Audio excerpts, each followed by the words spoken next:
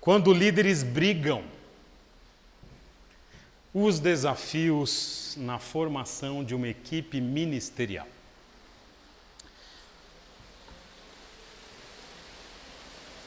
Um dos maiores desafios que nós temos, turma, na formação, no ministério, e deixa eu ver, tá tudo bem aí?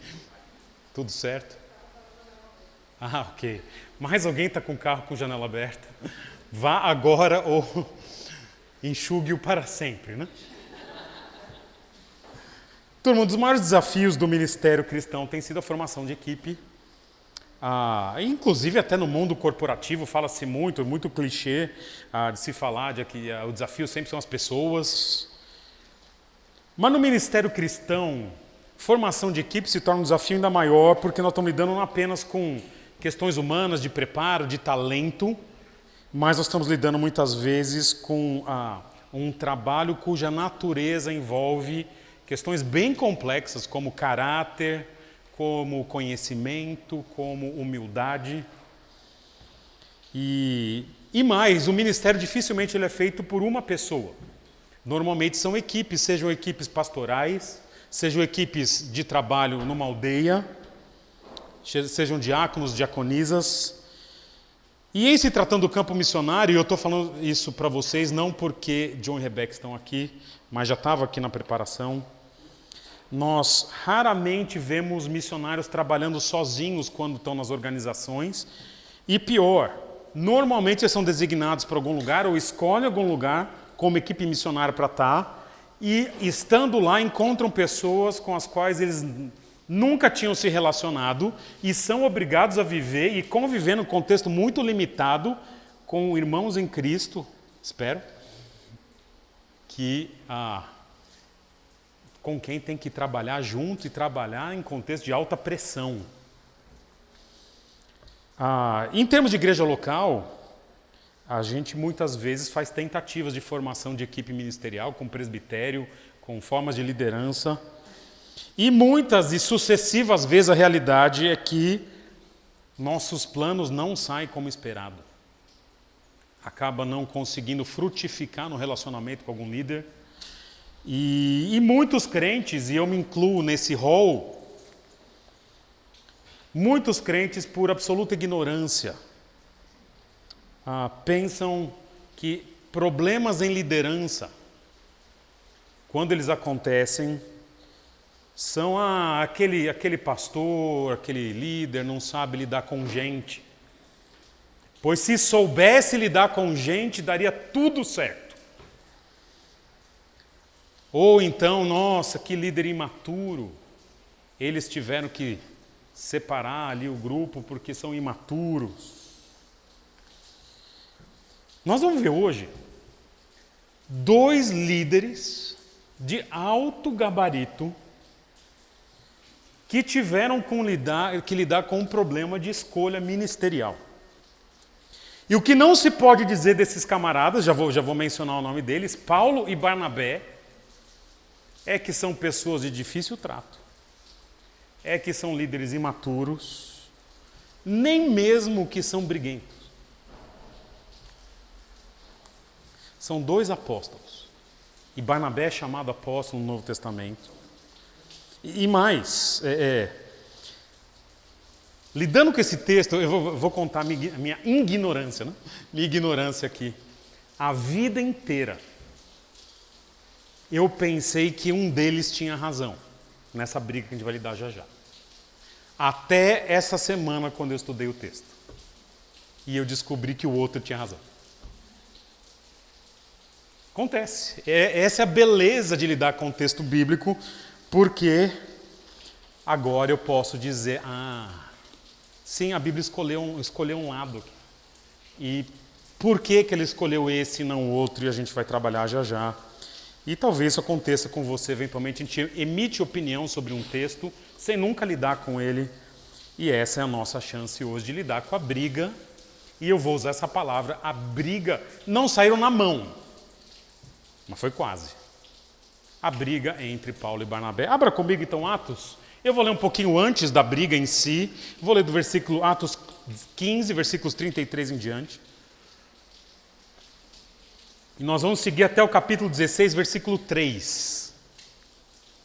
E vamos lidar com os desafios de se escolher uma equipe para o ministério. Diz assim o texto bíblico de Atos 15, 33 em diante, fala assim o texto, olha lá, veja comigo, deixa eu ver se está bem alto aqui o microfone, tá. Vocês estão me ouvindo? Todo mundo ouvindo bem?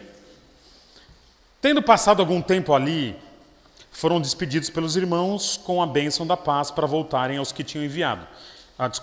Versículo 32, eu falei 33, eu esqueci o 32. Judas e Silas, que eram profetas, encorajaram e fortaleceram os irmãos com muitas palavras. Judas e Silas vão para Antioquia com Paulo e Barnabé. Tendo passado algum tempo ali, foram despedidos pelos irmãos com a bênção da paz para voltarem aos que tinham sido enviados.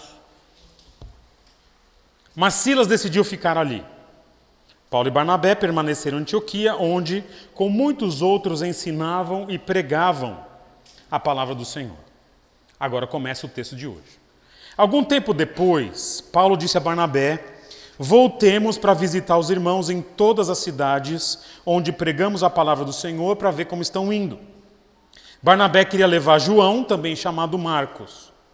Mas Paulo não achava prudente levá-lo, pois ele, abandonando-os na Panfilha, não permanecera com eles no trabalho. Tiveram um desentendimento tão sério que se separaram. Barnabé, levando consigo Marcos, navegou para Chipre, mas Paulo escolheu Silas e partiu encomendado pelos irmãos à graça do Senhor. Passou então pela Síria e pela Cilícia, fortalecendo as igrejas. Chegou a Derbe e depois a Listra, onde vivia um discípulo chamado Timóteo. Sua mãe era uma judia convertida e seu pai era grego. Os irmãos de Listra e Icônio davam bom testemunho dele. Paulo, querendo levá-lo na viagem, circuncidou por causa dos judeus que viviam naquela região, pois todos sabiam que o seu pai era grego. E é só até aqui. Texto muito interessante. É um daqueles textos que eu esperei anos para poder pregar aqui na nossa igreja. Porque essa ideia da formação da equipe missionária para a segunda viagem de Paulo e Barnabé, mas essa ideia de que dois apóstolos de alta monta, eles brigam, para mim eu sempre achei muito interessante. E é a realidade do ministério. Daqui a pouquinho eu vou abrir um pouquinho coisas da nossa igreja aqui, os irmãos que nos visitam vão perceber algumas coisas nossas aqui, nesse tema de conflitos de liderança, enfim. Mas na primeira viagem missionária, a equipe que tinha ido para a primeira viagem tinha sido Paulo e Barnabé.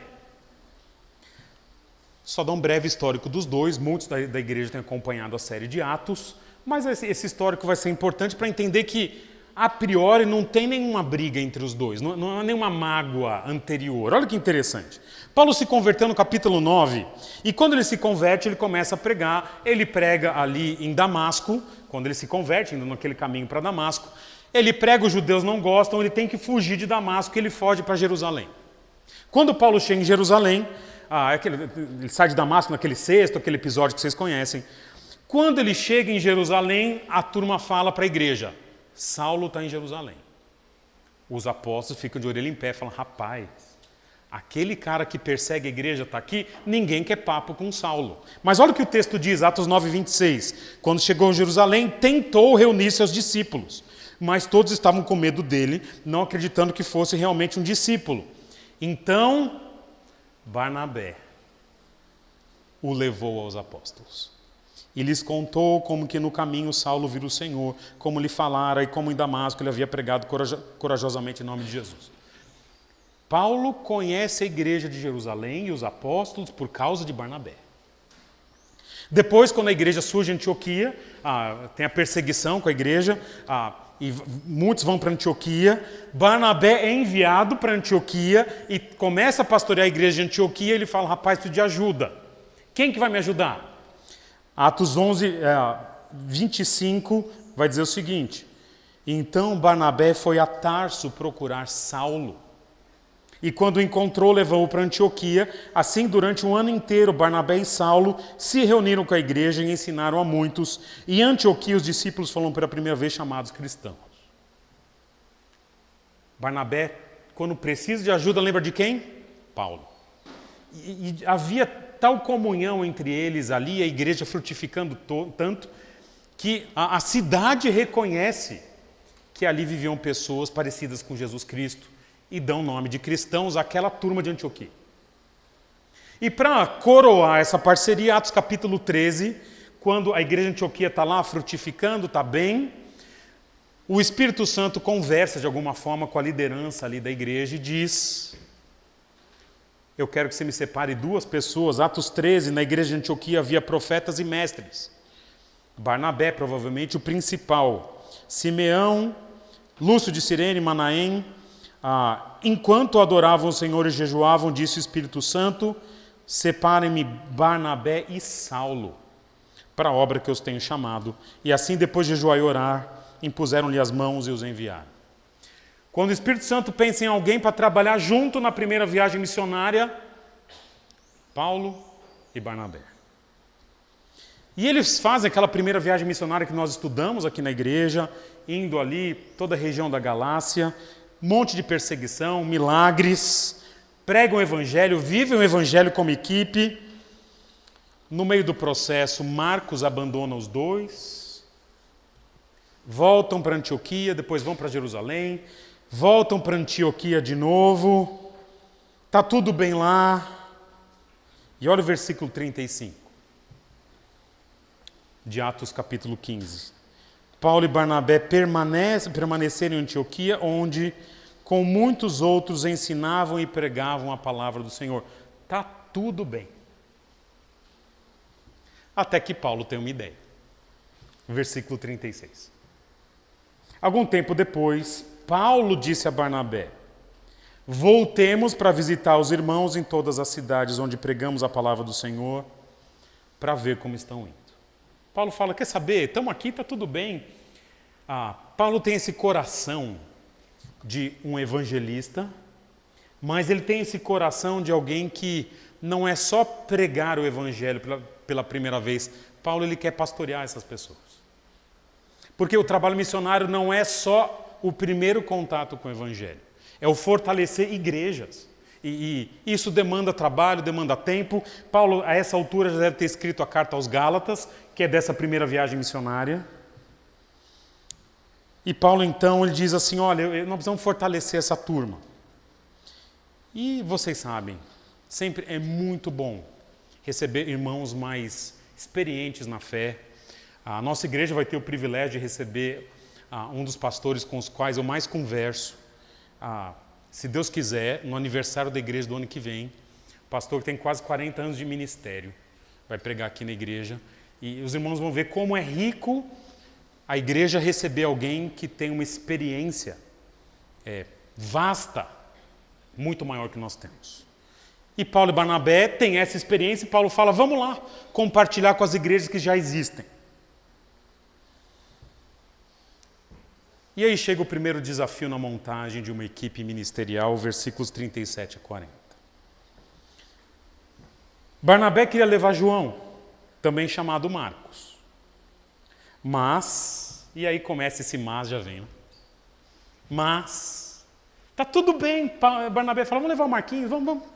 Mas, Paulo não achava prudente levá-lo, pois ele, abandonando-os na Panfilha, não permanecera com eles no trabalho.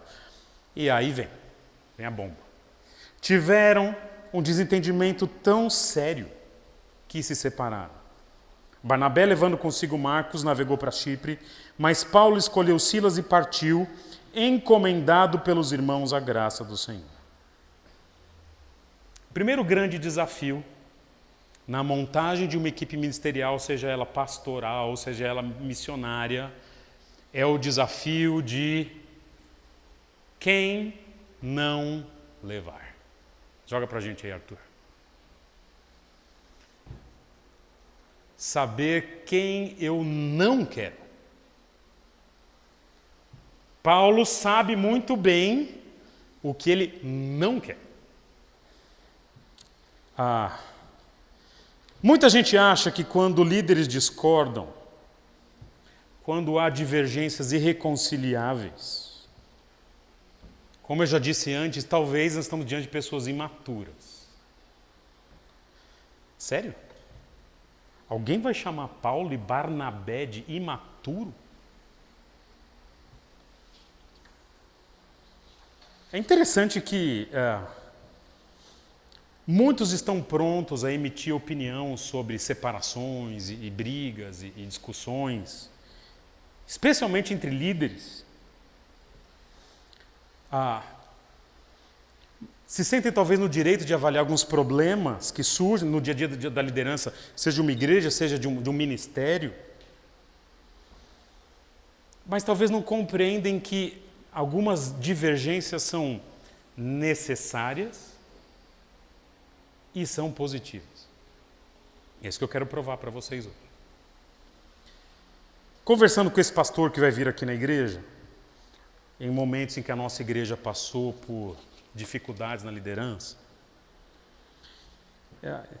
ele disse algo muito interessante a partir do ministério, da experiência que ele teve na igreja dele.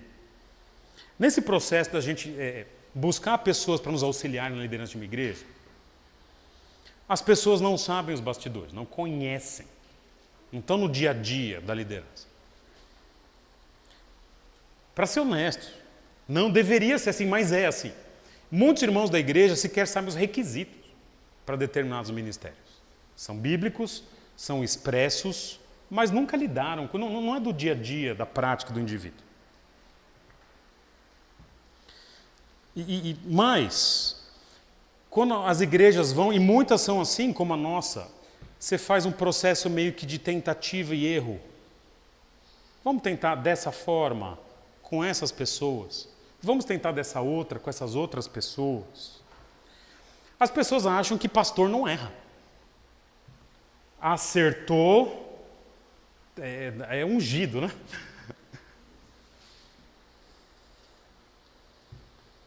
O que esse texto está mostrando para a gente é que o gente do gabarito de um Paulo e Barnabé também tem dificuldade de formar uma equipe.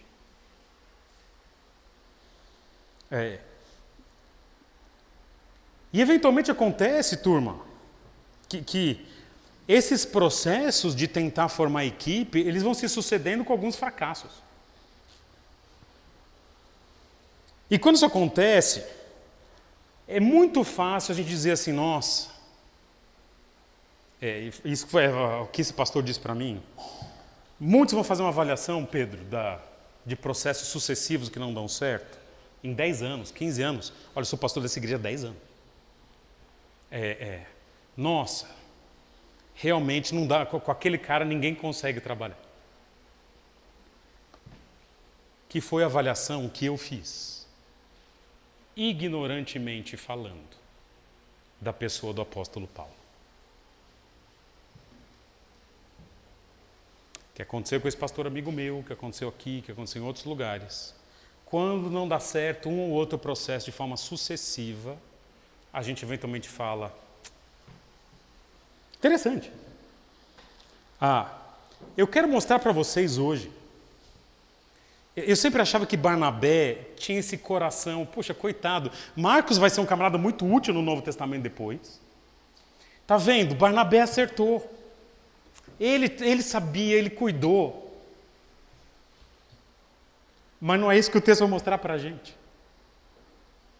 O texto vai mostrar que Paulo sabe muito bem com quem ele não quer contar. E Lucas aprova.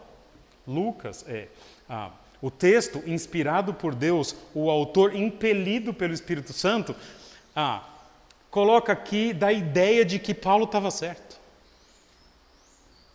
Observe como o texto fica ao lado de Paulo. Primeiro, versículo 37.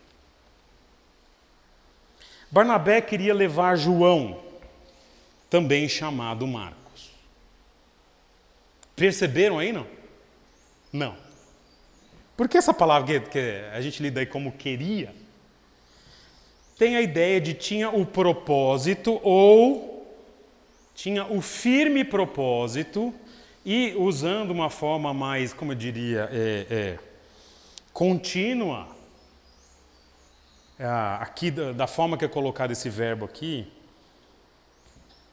da ideia de que ele insistia. Eu vou falar. Ele teimava. Ele queria, Marcos. Não é só um queria, assim, ele tem que ser com o Marquinhos.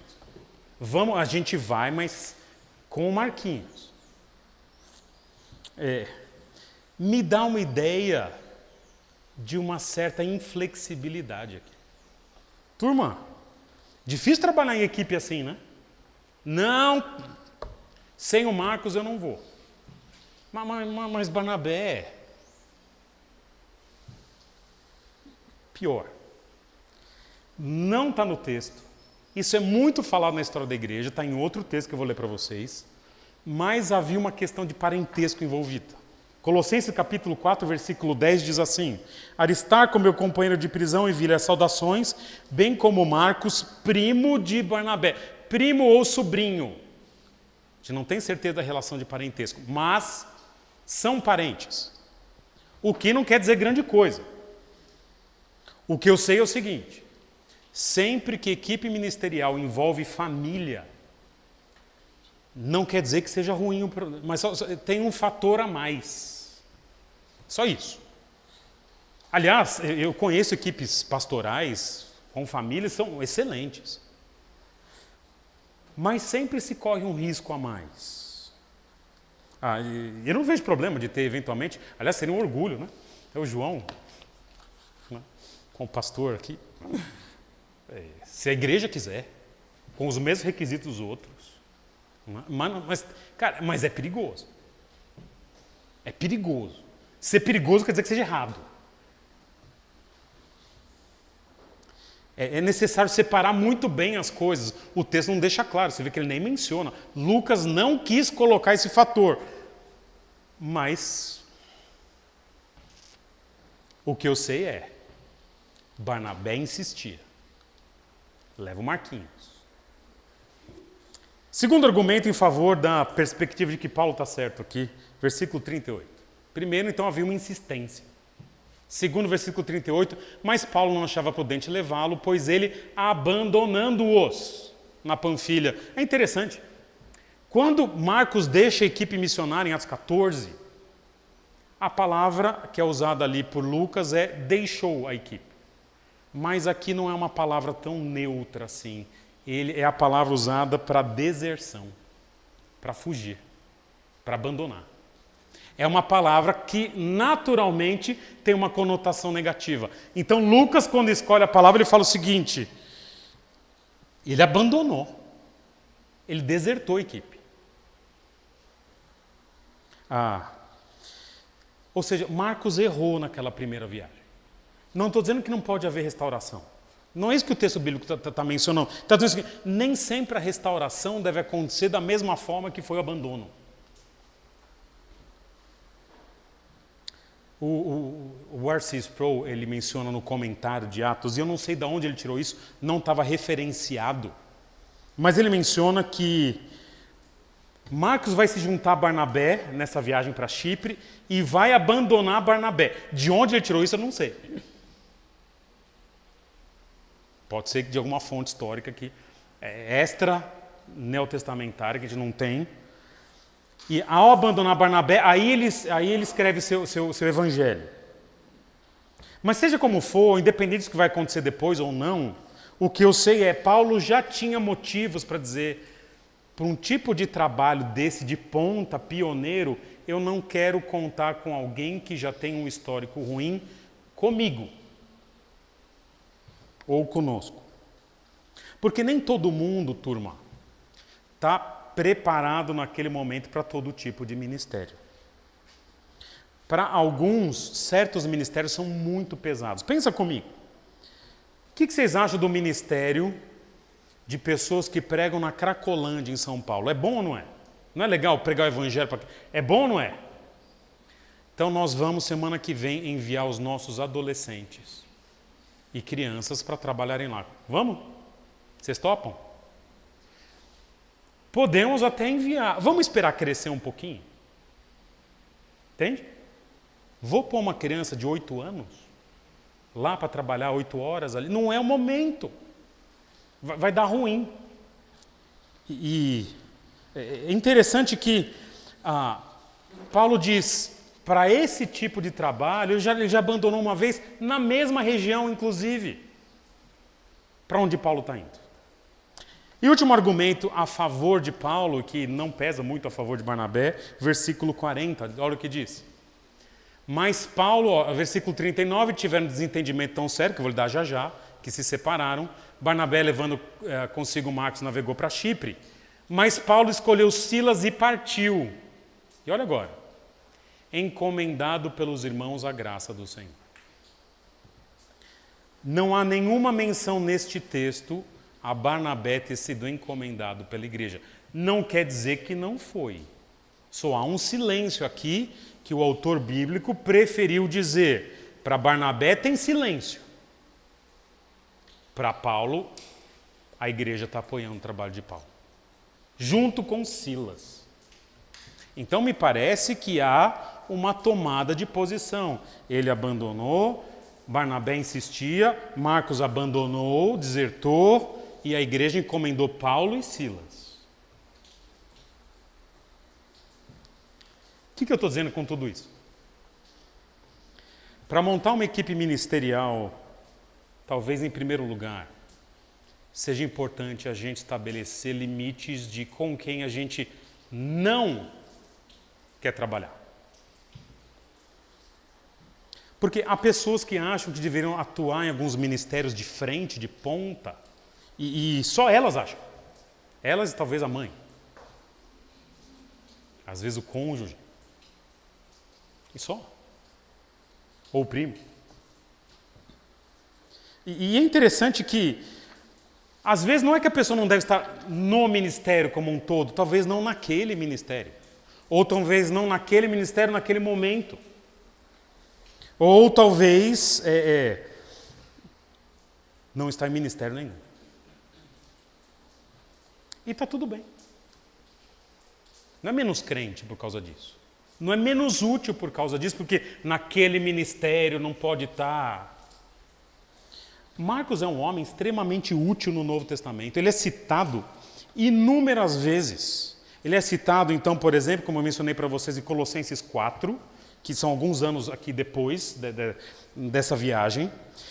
Marcos é citado em 2 Timóteo 4,11, dizendo: ele é útil para o meu ministério. Ele é citado por Paulo em Filemão 1,24, como cooperador de Paulo, e é citado por Pedro como filho, igualmente, meu filho Marcos, 1 Pedro 5,13. Então, Marcos é útil para o ministério como um todo, não na equipe de Paulo.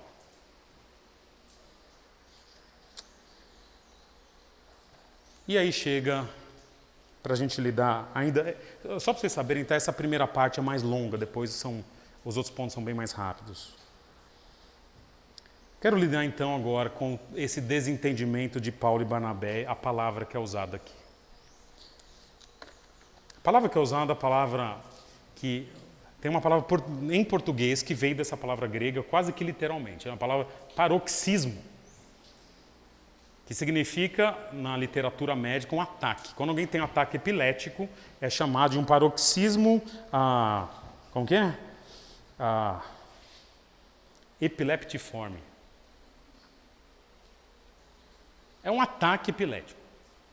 É a palavra para ataque. Chilique, deu chilique, não é? Em bom português. Turma, Paulo e Barnabé tiveram uma baita discussão. Realmente, deram um chilique.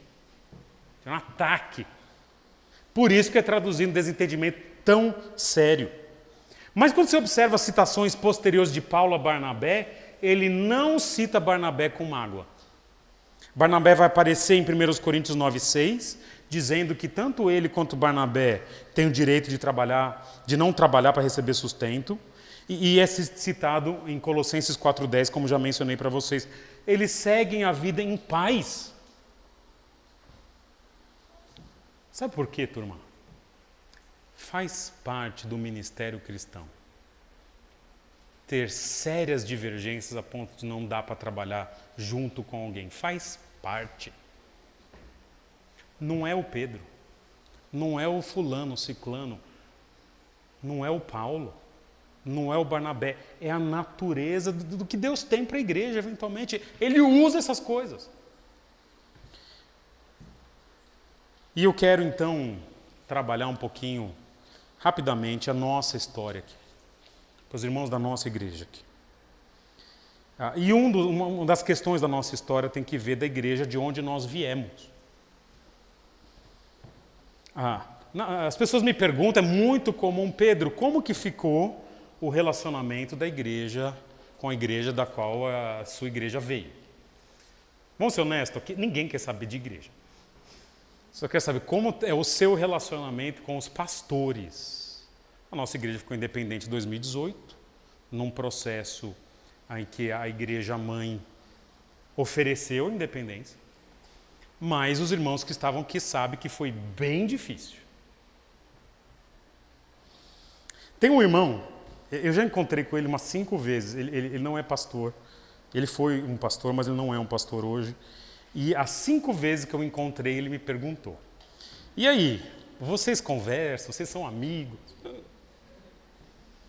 Já deram o dedinho? Está implícita na pergunta das pessoas a ideia de que é inadmissível que 2 líderes divirjam a ponto de não quererem mais trabalhar junto. Olha, posso dizer que não é agradável, mas faz parte. Tem coisas que eventualmente uma parte não quer abrir mão. No caso, Barnabé não quer abrir mão de Marcos. E Paulo não quer abrir mão de não ter Marcos. É o que eu chamo de pessoas que têm a perspectiva da idolatria da paz. Paz acima de tudo. Não importa a verdade, não importa a justiça, não importa o que eu quero, eu só quero que fique tudo bem. Não é essa a perspectiva bíblica. Paz, ela é buscável. Romanos vai dizer, se possível, no que depender de vós. Mas às vezes não depende de vós. Depende do nós.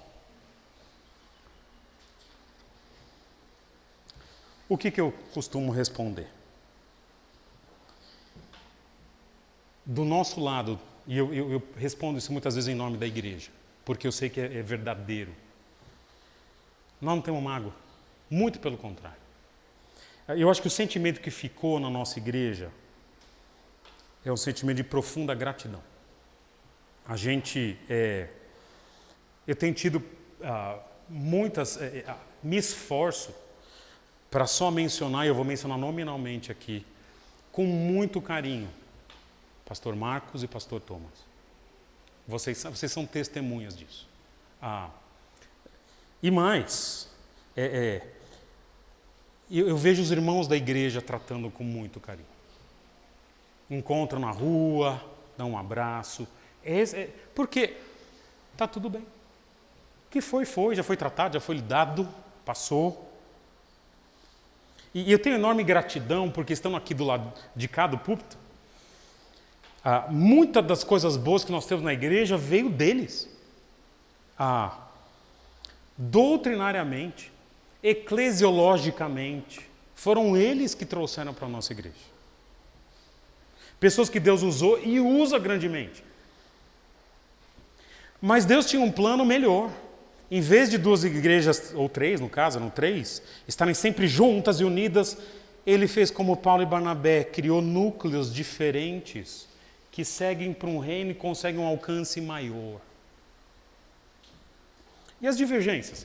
Fazem parte do processo de crescimento e aprendizado. Você vai trabalhar junto nesse processo de novo? Provavelmente não. Mas ouçam que tem um provavelmente. Não é um não absoluto. Porque o primeiro passo na montagem de uma equipe que vai trabalhar ombro a ombro olha, com esses eu não quero trabalhar, é saber com quem eu não vou trabalhar. E está tudo bem. O texto segue, e aí vem o segundo desafio. Eu quero a correr um pouquinho aqui. O segundo desafio, se o primeiro é saber quem não levar ou com quem não trabalhar, o segundo desafio é saber agora com quem eu quero trabalhar. E o texto diz, versículos 40 e 41. Paulo escolheu Silas e partiu, encomendado pelos irmãos à graça do Senhor, e passou então pela Síria, pela Cilícia, fortalecendo igrejas. Paulo faz uma opção agora por Silas. Algumas características de Silas chamam a atenção. Primeiro, versículo 32. Quando Judas e Silas são enviados para Antioquia, diz que eles eram profetas. Ministério da época do Novo Testamento, ministério profético, traziam revelações da parte de Deus para as pessoas. Paulo era apóstolo, ele tem ao lado dele agora um profeta. E, então, dá uma ideia de complementariedade aqui. Mas, versículos 33 e 34, vai dizer que tendo passado algum tempo ali, foram despedidos pelos irmãos com a bênção da paz para voltarem aos que os tinham enviado. Silas, Judas, voltam para Jerusalém, olha o versículo 34, mas Silas decidiu ficar ali. Silas tem disponibilidade. Porque às vezes tem pessoas que a gente tem complementaridade, quer trabalhar junto na igreja, mas você fala, você pode estar comigo semana que vem? Você prega? Aí ele fala, rapaz, semana que vem estou no Goiás, por causa da empresa. Ah, tá bom. Vamos fazer uma viagem missionária? Ih, rapaz, eu vou estar em Nova York. Não? Tá bom. Mas Silas, ele fica ali, ele tem disponibilidade. E mais. Silas tinha sido enviado de Jerusalém. Paulo vai passar nas igrejas com aquela carta que a gente leu lá de Atos 15. E Paulo, conforme vai passar nas igrejas com a carta, ele vai falar, eu sou de Antioquia, mas eu tenho aqui um irmão de Jerusalém comigo. Muito útil para orientar a questão dos judaizantes nas igrejas que nós lidamos nos últimos sermões aqui. Mas, versículo 37, capítulo 16, quando Paulo e Silas são presos, depois são libertados, Paulo vai dizer, sendo nós cidadãos romanos, Silas também era cidadão romano, é o parceiro perfeito. Tinha passaporte europeu, a mais alta cidadania da época. E é um homem que está no ministério, encorajando, trabalhando, olha lá, encorajando e fortalecendo os irmãos, não é um desocupado.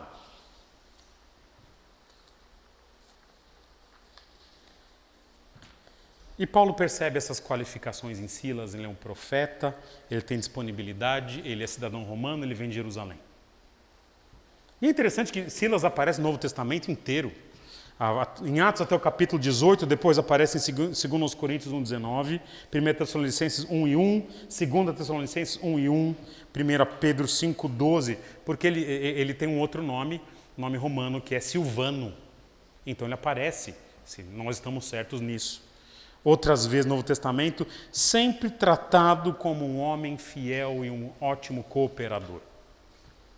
Paulo então sabe escolher sua equipe, sabe quem ele não quer e sabe quem ele quer. E aí chega o último desafio na montagem da equipe ministerial. Eu vou pedir para o Arthur jogar para a gente. Capítulo 16, versículos 1 a 3, quando diz assim. Então chegaram, né, Paulo e Silas a Derbe e depois a Listra, onde vivia um discípulo chamado Timóteo. Sua mãe era uma judia convertida e seu pai era grego. Os irmãos de Listra e Icônio davam bom testemunho dele. Paulo, querendo levá-lo na viagem, circuncidou por causa dos judeus que viviam naquela região, pois todos sabiam que seu pai era grego. Sim, Paulo já tem a equipe dele, vai ele e Silas. No comecinho da viagem, entretanto, passando pelas igrejas que ele já tinha passado, ele conhece um jovem chamado Timóteo. E Paulo então fala, rapaz, está aí alguém que eu nunca imaginei que sequer existia. Esse podia compor nossa equipe, porque Paulo ele está aberto a novas possibilidades. Quando tudo parecia definido, então, Deus tem essa surpresa no caminho. E eu quero lembrar para vocês que, turma, Deus tem o povo dele espalhado no mundo. Deus levanta gente de outras igrejas e outros lugares. A gente precisa afirmar isso. Às vezes as igrejas são muito exclusivistas, falando, se não é daqui, não é bom. E conhecemos igrejas assim. Nós não temos o monopólio dessa verdade aqui. Isso compõe a igreja de Jesus que está espalhada no mundo todo. Deus levanta gente boa, do jeito que Ele quer. Esse menino aqui, ele está naquela cidade, turma, em que Paulo e Barnabé fazem um milagre com o aleijado, que nós lidamos em Atos 14, e que na cidade os caras querem sacrificar para Zeus e Hermes. É daquela igreja que sai esse garoto aqui.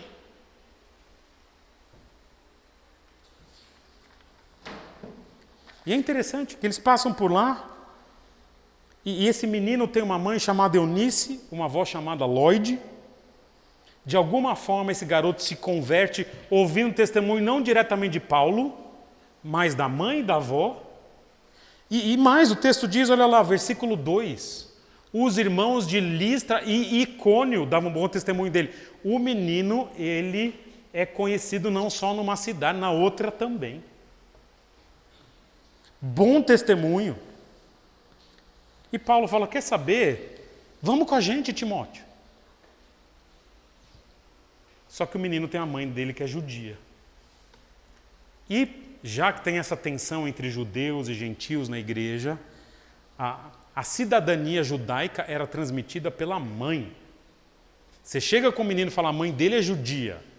Tudo bem que o pai é grego, mas todo mundo fala, mas tá aí, cumpriu ou não cumpriu a circuncisão? Se não cumpriu, não vão nem ouvir Paulo. E Paulo fala, então, meu amigo, menino já mais velho vai ter que passar pela circuncisão, se ele quiser ser ouvido, e ele faz. Observa a sua humildade aqui, ok. Não é à toa que esse menino que aparece no caminho chamado Timóteo vai se tornar o grande parceiro do apóstolo Paulo. Paulo menciona ele em 1 Coríntios 16, 10, ele trabalha na obra do Senhor, assim como eu. Menciona 1 Coríntios 4,17, Timóteo, meu filho amado e fiel no Senhor. Filipenses 2,22, vocês sabem que Timóteo foi aprovado. 1 Tessalonicenses 3,2, nosso irmão e cooperador de Deus no Evangelho. 1 Timóteo 1,2, Timóteo, meu verdadeiro filho na fé. 1 Timóteo 1,18, Timóteo, meu filho. 2 Timóteo 1,2, a Timóteo, o meu amado filho. Turma, que grata surpresa de Deus no caminho. Um menino que eles encontram ali de ouro. E Paulo fala, eu vou levar esse. E Paulo então está aberto na formação da equipe a pessoas e oportunidades que ele jamais imaginou. E temos então essa equipe, sem um Marcos, com um Silas e aberta a receber alguém como Timóteo. E depois, em Atos 16, um outro homem chamado Lucas, que não está no texto de hoje. Interessante. Desafios na montagem da equipe ministerial, saber com quem eu não quero trabalhar. Há pessoas que para certos ministérios não estão aptas. Saber com quem eu quero trabalhar.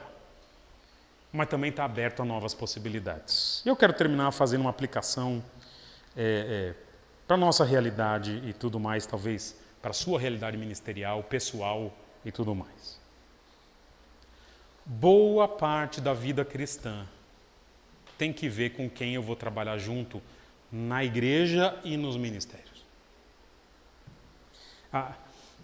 Há igrejas, turma, e não é a nossa filosofia aqui, não sei se você já observou. Quando eu delego alguma responsabilidade para alguém, eu falo o seguinte, lembra se vocês estão acostumados quando eu falo assim, monta a sua equipe. Porque muita gente força equipes.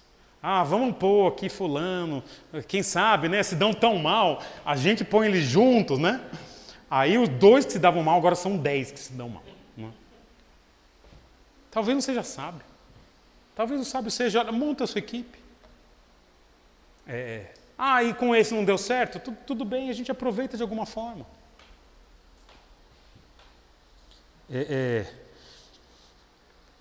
A nossa vida ministerial, para mim, está num momento em que, para mim é muito mais fácil saber com quem eu não quero estar hoje. Algumas características que eu não quero na liderança da nossa igreja, muito bem estabelecida. Hoje, por exemplo, alguém que não se preocupou em se preparar tecnicamente para a função de liderança. Não estudou. A gente não quer um diploma. A gente quer pessoas que se submeteram a algum tipo de estudo. Para valer. Humildemente. Que não é fácil. Nós queremos pessoas que não têm um histórico, como Marcos tinha, de abandono ou, no caso do ministério pastoral, de divisão de igreja. E acontece. E nós queremos irmãos que, no mínimo, estão tentando trabalhar sua família. São esses 3 requisitos que eu falo. Se não tem, eu nem quero conversar. Pode frequentar a igreja, pode ser membro, mas na liderança, olha, já sei. Agora, quem que nós queremos? Essas coisas. E algumas outras. Nós temos que tentar na nossa igreja, terminando aqui, estabelecer uma liderança, é o que eu estou chamando de pré-conselho, que hoje quem compõe o pré-conselho? Cassiano, Sérgio, nosso ancião. Olha o que o Cassiano fez, hein? Colou a imagem de ancião no Sérgio. Né? Demir, quem respeito muito e tenho o privilégio de servir, tendo sido pastor por 12 anos, em que a gente ouve bastante. E temos o Andrés, que apesar de ser da turma do John, a gente tem muito carinho. É um conselho de liderança? Não é. Ainda precisa ser estabelecido pela igreja. Mas para mim, esse grupo compõe essa terceira parte. Como eu falei para vocês na época que nós estabelecemos, nós nunca pensamos. Alguns de vocês sequer conheciam. Eu conheci o Cassiano, a gente se conheceu na pandemia, quando vocês vieram aqui para a igreja. E ficamos vários meses com você usando máscara. Né? Acho que Deus estava preparando o nosso coração para quando você tirasse a máscara. E tem sido muito interessante. Para mim tem sido uma experiência fantástica. Por quê? Porque Deus tinha um outro plano. Eu imaginava 3 anos atrás a liderança da igreja de outra forma. E Deus tem feito assim, nem sei se vai ser isso, vocês vão voltar daqui a pouco não, daqui a alguns meses. Porque a realidade é, uns chegam, outros vão. Mas sempre vai ser um desafio estabelecer uma equipe ministerial de longo prazo. E Paulo e Barnabé falaram, a nossa parceria encerrou. Irmãos em Cristo, amados, mas chega uma hora, às vezes, não dá mais para trabalhar junto e está tudo bem. Vamos orar. Senhor, muito obrigado que o Senhor, de uma equipe monta 2, de 2 às vezes monta 3, 4. E esses conflitos que surgem no caminho, que são tão dolorosos em alguns momentos. Obrigado que o Senhor usa para nos deixar mais humildes, mais sensíveis, mais criteriosos também. Obrigado pelas dificuldades que a nossa igreja já passou, muitas vezes também precisando crescer, amadurecer. E obrigado por que nessas dificuldades a nossa igreja e outros irmãos também que participaram do processo também cresceram, também amadureceram. E o Senhor graciosamente tem conduzido esses rebanhos, essas pessoas, esses irmãos, de forma a serem frutíferos no ministério, e assim esperamos que seja conosco também. Abençoa a nossa igreja, abençoa o ministério do John, da Rebeca, do Paulo aqui também, de sua esposa, e de outros irmãos que estão envolvidos no ministério, nas linhas de frente, para capacitar a igreja, nos dá sabedoria para estabelecer boas equipes. E quando as divergências vierem, nos dá também humildade e serenidade para assumir posições, sem também provocar mágoas e dissensões desnecessárias, mas que a gente saiba que o Senhor usa esses momentos também para a expansão do Teu reino e para trabalhar o nosso coração. Obrigado por tudo, obrigado por essa igreja, em nome de Jesus. Amém. Turma, é isso que eu tinha para